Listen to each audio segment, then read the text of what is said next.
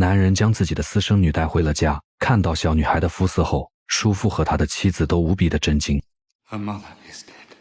I beg you, uncle, love her as I would were I here, and ensure that she is in receipt of all that is due to her as a child of mine. That is simply impossible. What is right can never be impossible. She is black. She is my blood. But she is black. A detail you chose not to share with us. In a few hours, I am to captain a voyage to the Indies on a longitude experiment. After that, who knows? Do you have in mind my position, my reputation? Sir, I am the Lord Chief Justice. Have some sense of propriety, boy, and understand what it is you are asking. She is a mulatto.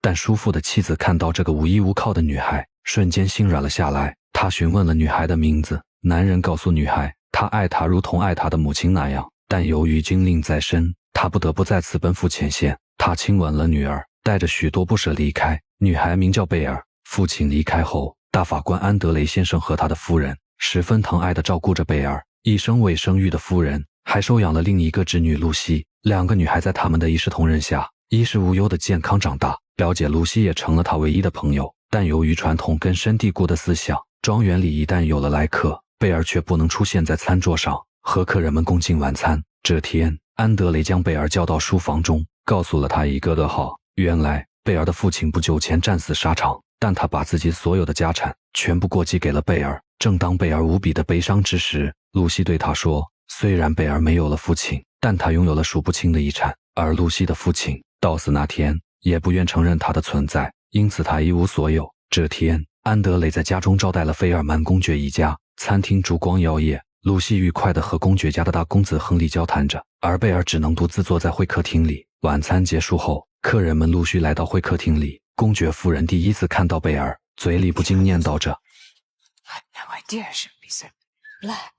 安德雷却大方地介绍着贝尔。露西骄傲地对贝尔说道，公爵的大儿子亨利会继承他们家的大部分遗产，而他似乎对自己也十分感兴趣。另一边的亨利无比地歧视贝尔，但他的弟弟查理却认为贝尔很迷人。查理的目光一直游走在贝尔的身上。查理的母亲看着儿子不同寻常的模样，她慢慢走到查理的身旁，警告着他 You will refrain from any intercourse with the Negro.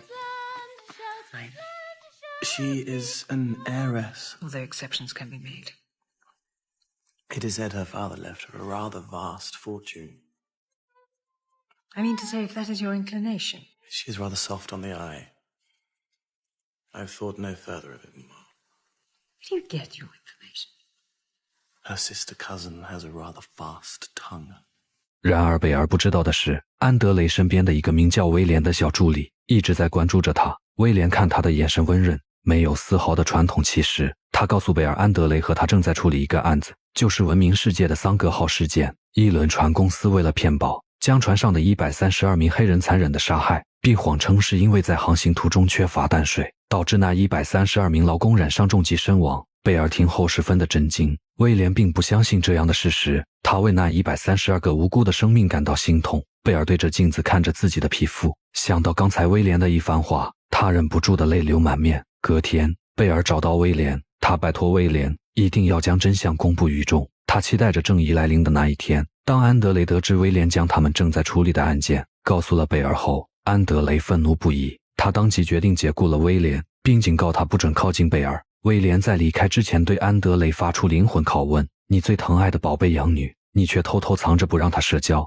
我只是一个卑微的牧师之子，但是我觉得你不让她上桌用餐，让她长期保持封闭，你这样的做法和桑格号上那些只值30块的劳工们一样，你又高尚多少呢？正值青春年华的贝尔，虽然他身价不菲，但他黝黑的皮肤让他在任何场合都被排挤在外。安德雷也明白贝尔身份的尴尬，他非常的疼爱贝尔，但又十分的担心他的婚嫁问题。上流社会的人家不会娶她，卑贱的家庭又高攀不起，甚至安德雷都已经打算好，如果贝尔终身没嫁，他会把自己的庄园留给他来打理。不久，在菲尔曼公爵夫人的邀请下，露西和贝尔来到他们的庄园做客。查理一直对忧郁的贝尔十分感兴趣，对于这个备受争议的女孩，查理询问着父亲对贝尔的看法。菲尔曼公爵意味深长地回道，那得看他拥有多少遗产。有了父亲的支持，查理便对贝尔展开了猛烈的追求。可哥哥警告着查理，让他时刻注意自己的声誉。查理并没有理会哥哥。就在当晚，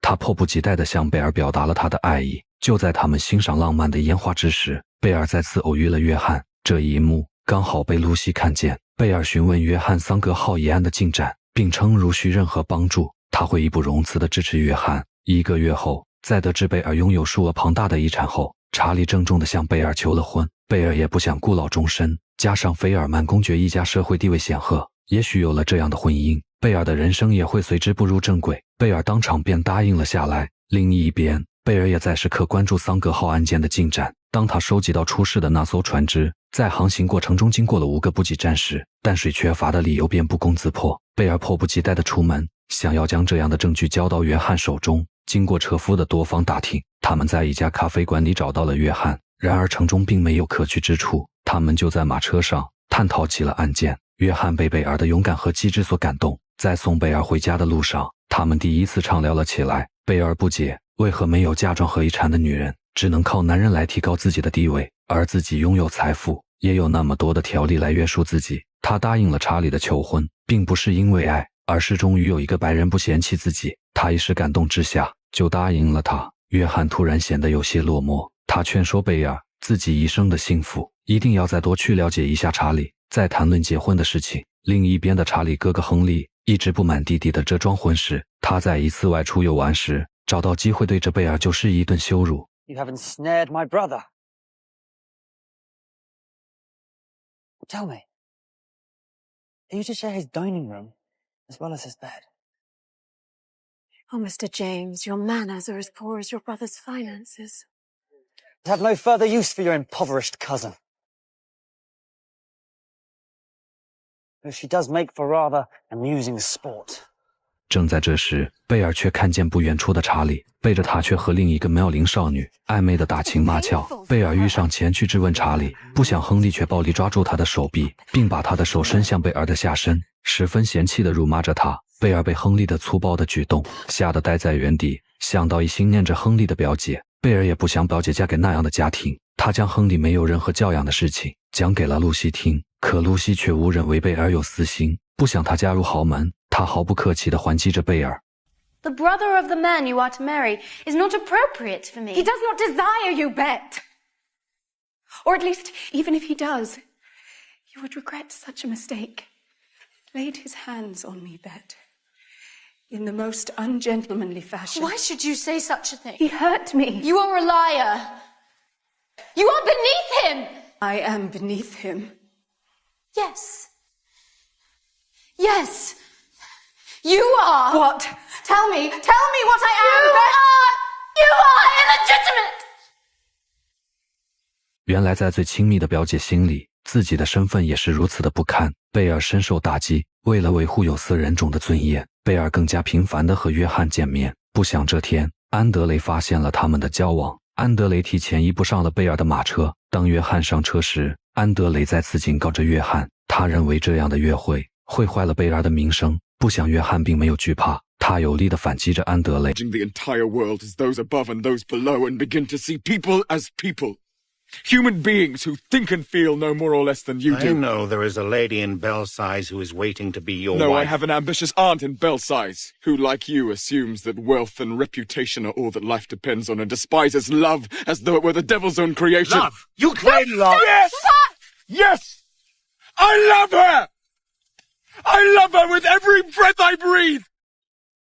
在争执过程中，约翰掷地有声地表达了自己对贝尔的爱。回到家的安德雷也在传统和不公正、灭绝人道的法律中苦恼。妻子的一番话让他陷入了深思。妻子说：“我们都在权贵中保全地位，却忽视了所有人类都应该是平等的。但是为了自己的地位，所有人都忘记了初心。我们视贝尔如己出，我们应该勇敢地为他们做出公正的判决。”隔天，贝尔便决定取消和查理的婚约。查理的母亲暴跳如雷，并再次用他的肤色攻击着他。然而贝尔却有力地反击道：“我的肤色并不是耻辱的事情，最让人耻辱的是，你们的毫无风度和实力，并没有真诚对待过身边的任何人。你们并不高人一等，我也不比你们低人一等。”看着勇敢的贝尔，安德雷瞬间放下一切包袱。在画师为贝尔和露西的画像中，本来贝尔是跪在露西身边的原著，安德雷让画师修改为他们平起平坐。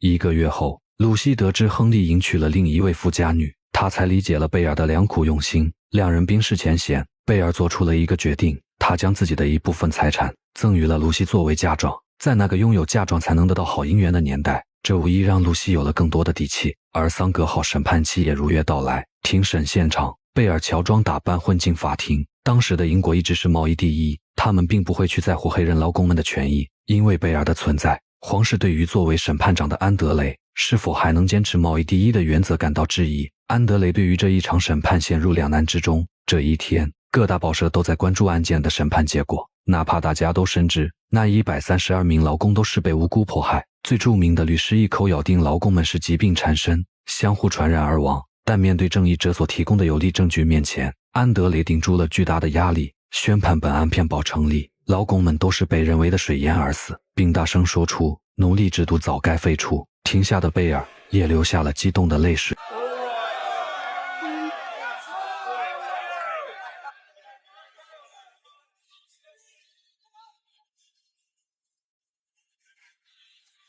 安德雷明白，只有约翰才是真诚对待贝尔的男人，他不再反对他们的交往，并重新收下约翰为徒。两个年轻人终于有情人终成眷属，他们为爱紧紧相拥，